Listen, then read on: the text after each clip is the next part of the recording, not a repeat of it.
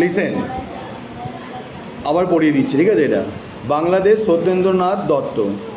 কোন দেশেতে তরুলতা, কোন দেশেতে তরুলতা বলতে কোন দেশের গাছপালা সকল দেশের চাইতে শ্যামল, মানে সব দেশের থেকে শ্যামল বলতে সবুজ।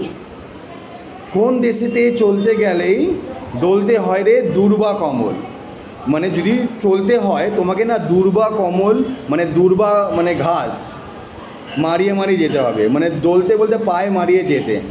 দুর্বা বলতে ঘাস বিশেষ, দুর্বা ঘাস জানো তো, ছোটো ছোটো পাতলা পাতলা ঘাস। হ্যাঁ, ওই দেশে তুমি যদি যাও ও দুর্বা ঘাস মারিয়ে যেতেই হবে। কোথায় ফলে সোনার ফসল, সোনার ফসল বলছে কেন? কারণ যদি ধান হয় না, যখন মাঠে ধান হয় তখন পুরো আর কি হলুদ হয়ে যায়, মনে হচ্ছে সোনা, আর সোনার মতন মনে হয়। কোথায় ফলে সোনার ফসল, সোনার কমল ফোটে রে, কমল বলতে কমল ও কমল, কমল বলতে পদ্ম ফুল, আর কয় করে কমল ও মল কমল, কমল বলতে নরম, না না কমল বলতে নরম, ঠিক আছে? ঠিক আছে, সে আমাদের বাংলাদেশ আমাদেরই বাংলা রে, এটা সত্যেন্দ্রনাথ দত্তের লেখা।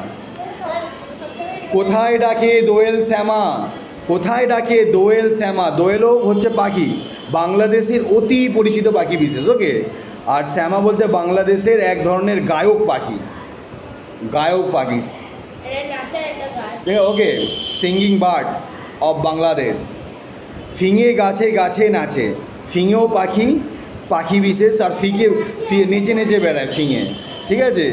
ফিঙে নেচে নেচে বেড়ায়, ঠিক আছে?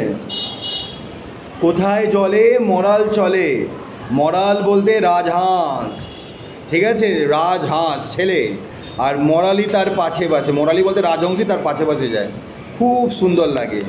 বাবুই পাখি মানে বাবুই কোথা বাসা বনে, চাতক বাড়ি যাচে রে, চাতক বলতে পাখি, বাড়ি বলতে জল, চাতক পাখি কী চায়? জল খোঁজে।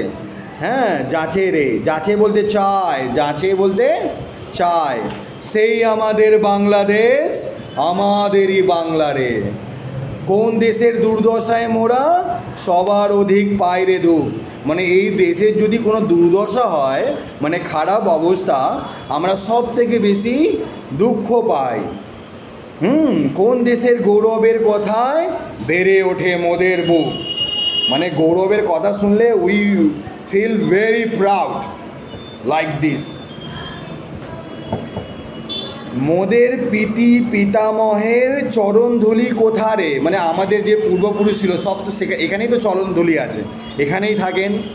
সে আমাদের বাংলাদেশ আমাদেরই বাংলাদেশ, মানে কবিতার মূল ভাব কি? সমগ্র কবিতায় বাংলাদেশের প্রাকৃতিক পরিবেশ মানে ন্যাচারাল বিউটি অফ বাংলাদেশ এবং গৌরবের কথা লিপিবদ্ধ করেছে, লিপিবদ্ধ বলতে লিখেছেন। চির সবুজ বাংলাদেশের মাঠ ঘাট গাছ পাখি এবং ঐতিহ্য কবিতার প্রতিটি লাইনে জীবন্ত হয়ে উঠেছে, ঠিক আছে? সেই সঙ্গে বাংলাদেশের প্রতি কবির গভীর ভক্তি ও ভালোবাসার কথাও ব্যক্ত হয়েছে। এক কথায় কবিতাটি কবির বঙ্গপ্রীতির অনবদ্য প্রকাশ, মানে বঙ্গকে প্রচুর ভালোবাসে। The poet loves Bangladesh a lot, goat that? বুঝতে পেরেছো?